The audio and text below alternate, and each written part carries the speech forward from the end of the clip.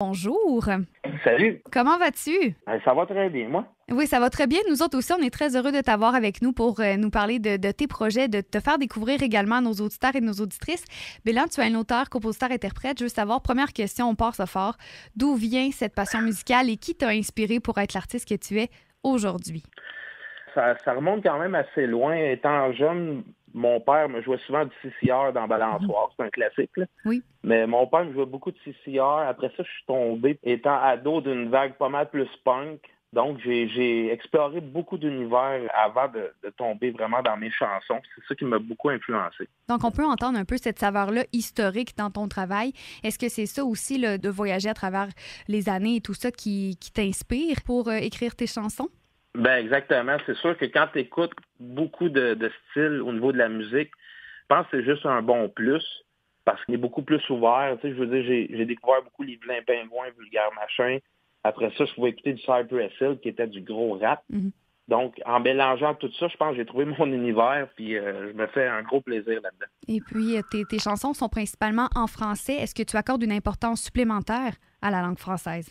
Oui, oui, oui, ça c'est vraiment primordial pour moi de chanter en français.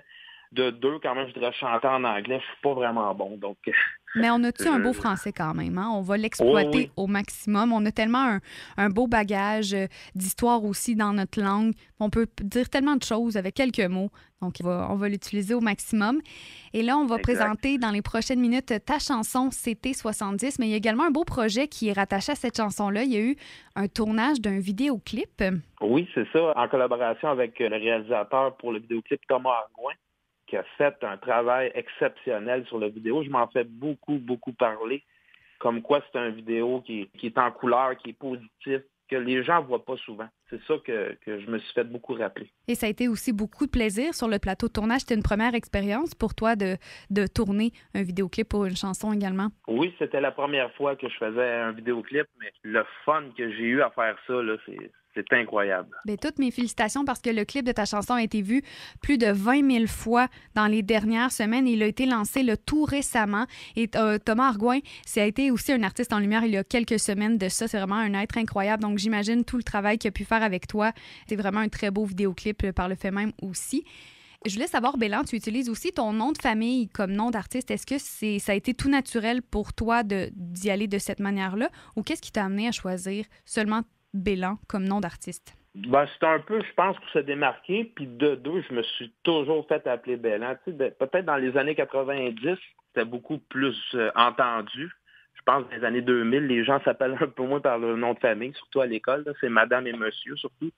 Étant jeune, c'était tout le temps Hey Bellan, je m'en vais chez vous tantôt ou on va aller jouer une game d'ice hockey chez Bellan ou fait que c'est parti pas mal de là. C'est la simplicité puis la vérité au rendez-vous. Puis c'est facile à reconnaître aussi, puis on se souvient de Bélan pour son excellente musique aussi. C'est ton troisième Exact. extrait, c'était 70. Est-ce que tu es en train de nous préparer un EP? Est-ce que tu vas continuer ta série de spectacles aussi? Tu en as fait plusieurs cet été. Oui, c'est ça, on travaille très très fort pour la tournée 2024. On a hâte d'aller vous voir partout au Québec. Ça va être du gros fun. On va aller loin l'année prochaine aussi. Donc, toute mon équipe puis moi, on a vraiment hâte d'aller vous voir, là. On va pouvoir avoir toutes ces dates-là sur tes réseaux sociaux. Oui, c'est ça. Ça va se dessiner, ça, je vous dirais, comme entre septembre et février. Là, c'est du gros travail. Là. On contacte beaucoup de villes et de municipalités. Mais ça va se dessiner probablement pour avoir les dates finales. Ça serait vraiment comme au printemps 2024. Mais on a très hâte de pouvoir te voir en spectacle. Et en terminant, j'aimerais que tu nous parles de ta chanson CT 70 qui va jouer toute la semaine et plus encore sur les ondes du 103.7.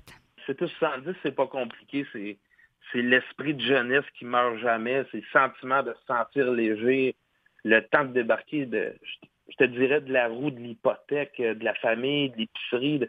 Quand tu sautes sur un CT 70, justement, ça le dit des années 70, ces petites motos-là, tu redeviens vraiment un enfant. Tu oublies tout puis tu veux juste te faire du fun, là.